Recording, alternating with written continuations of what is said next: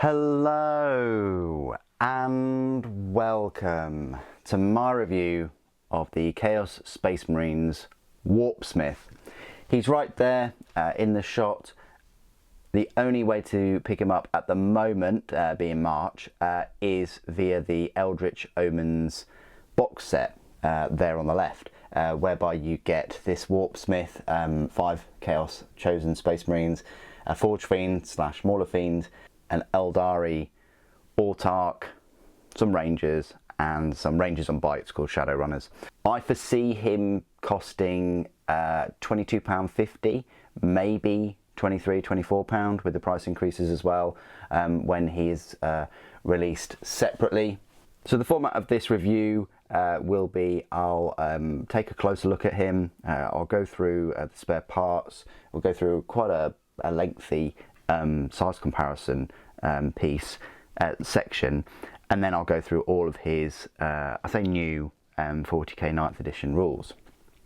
So the model itself, it's not too difficult to put together. There are some tricky parts, but they've done a really good job of making it quite simple as they can for all these Mechadendrite and things. Whenever I look at these models I think, oh wow, you know, breakages.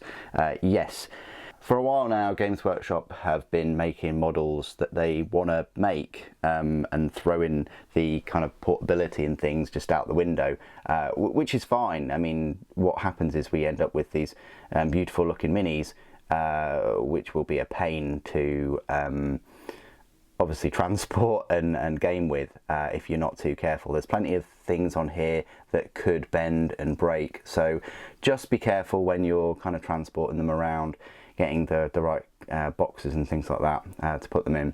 But anyway, this is the Chaos Warpsmith. I've chosen the plasma pistol, I've chosen this Warhammer, this Thunderhammer thing, just because it's got some kind of like chain fist. It's got teeth, rotating teeth on the blunt end as well, and I think that this looks like a mini kind of drill. It looks like a mini kind of surface drill, and we've seen plenty of, I say, tech marines with power axes and things like that, so I wanted a bit of a change and giving him a hammer.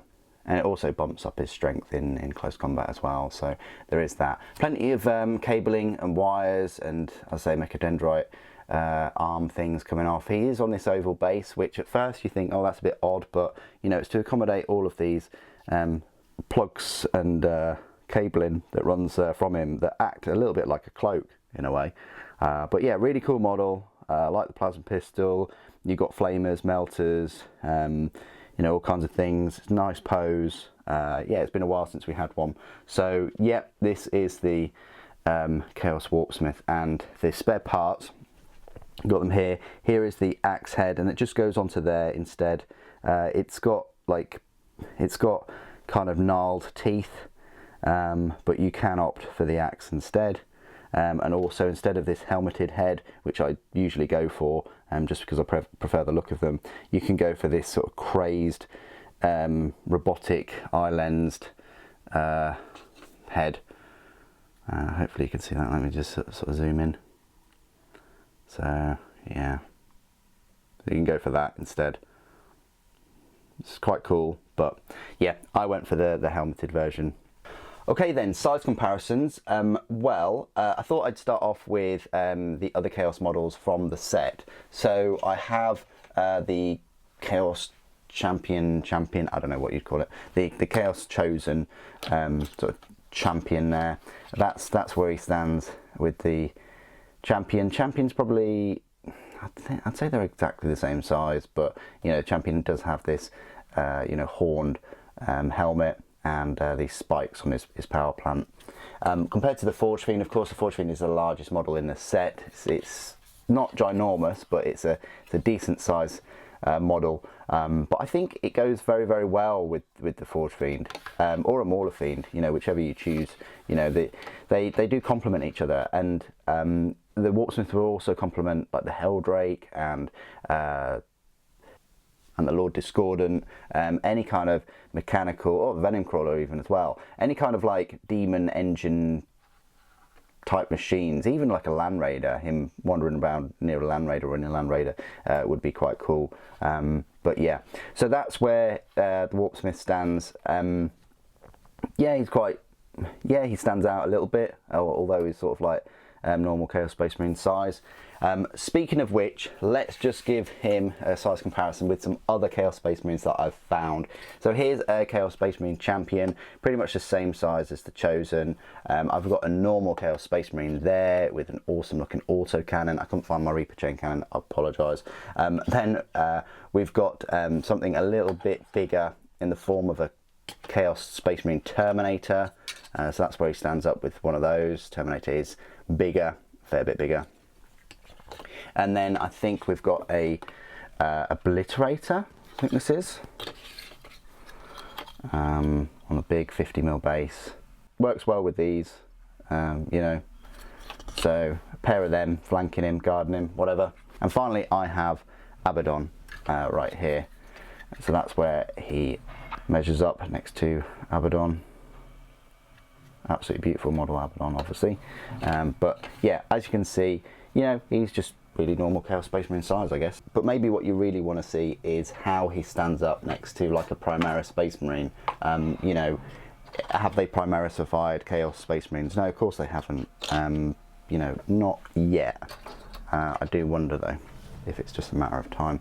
So here's a Primaris Space Marine. Yeah, it's a good head taller. Compared to a normal Space Marine though, now I always take the view that Chaos Space Marines and like Death Guard and things are like imbued with chaotic powers, and he is a little bit bigger than a normal Space Marine.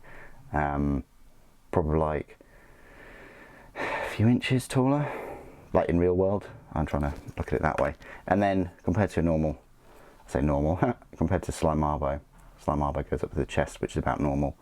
For 6 foot or so, probably a bit taller, 6 foot, isn't he? So that's where he measures up. He's not as tall as Primaris, but he is a little bit taller than normal Space Marine. Hope those size comparisons have helped. Okay, so this is my part of the review where I will go through all of his rules. Conveniently, they are included in the brand new Eldritch Omens box set in a separate like mini book full of data sheets section. He is an HQ choice and he will cost you 4 power points, and that is the same number of power points as in the Chaos Space Marine Codex, which came out 3 years ago. Can you believe it? It's been 3 years. Where have those years gone? Well, there's one word to probably describe them. Points cost, you won't find them in the new supplement, but in the older Codex, he would have cost you 35 points, excluding all war gear. So that is pretty cheap. I can't find where you can buy his mechadendrites or anything like that, but of course you can buy his melter guns, bolt pistols, power axe and things like that. And that's one of the main differences, is the fact that he can now take a thunder hammer.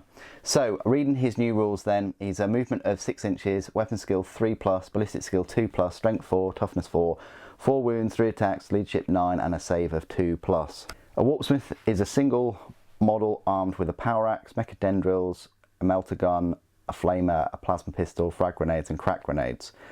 So flamer works as normal. It's a 12-inch range, assault d6, strength 4, AP 0, damage 1, and each time an attack is made with this weapon, that attack automatically hits the target. So that's the first weapon he can use. Then he's got a melter gun, which is a 12-inch, assault 1, strength 8, AP -4, damage d6, and half range it's d6 +2. So remember, he's got his ballistic skill 2+, which is going to help with that. Then he's got a plasma pistol. Works as normal. Standard is 12-inch, pistol 1, strength 7, AP -3, damage 1. Mechadendrils. It's a melee weapon. Strength of the user, which will be 4, AP 0, damage 1. Can make 2 additional attacks with this weapon. So you're just getting those 2 extra attacks there. The power axe has changed from 8th edition. It's now a strength +2, so that's strength 6, AP -2, damage 1. Before it was only strength +1, so now if you chose the power axe you're getting that strength 6, which is decent. The thunder hammer, which is the new weapon that he can be equipped with, is strength ×2, which would be 8, AP -2 and damage straight up 3, and each time an attack is made you subtract 1 from the attack's hit roll. It's not and that is the killer there. Is if you've got 3 attacks, you know, and you're subtracting 1, you know, the weapon skill is only 3+, so you've got a 50-50 chance of those 3 attacks. I've gone for the rule of cool with my one rather than just being a beast in close combat. Then he's got the frag grenades and crack grenades, which work as normal. This model may replace his power axe with a thunder hammer. We've talked about that. Abilities: Death to the False Emperor and Master of Mechanisms. This is probably one of the main reasons you'll pick him up. At the end of your movement phase, a Warpsmith can repair a single friendly Legion vehicle other than models that can fly within 1 inch. That model regains D3 lost wounds. A Warpsmith can instead curse a single enemy vehicle within 18 inches, roll a D6. On a 2+, that vehicle suffers 1 mortal wound. A vehicle cannot be repaired or cursed by more than 1 Warpsmith in the same turn. So that's one of the main reasons you pick him up, is to regain those D3 lost wounds. On, you know, probability you're going to be repairing 2 or more. You know, it's going to be, if you have him near the Forge Fiend or even Mauler Fiend, you know, repairing those wounds is very, very decent. And also, you know, cursing another vehicle within 18 inches on a 2+ for a mortal wound is like a free mortal wound against enemy vehicles. You can only do one or the other though. Keywords: Chaos, Heretic Astartes, Infantry, Character, Warpsmith. So there you go, that's my review of the Chaos Space Marines Warpsmith found in the Eldritch Omens box set. What do you guys think? I think he's an awesome looking model and a great addition to my Chaos Space Marines. I don't have a massive force of Chaos Space Marines, but it certainly is growing, and I guess it will over the next you know, couple of months or so. Please do put your thoughts and opinions down in the comments below. It'd be great to hear from you. Thank you ever so much for joining me today. Thank you for watching. Death to the False Emperor.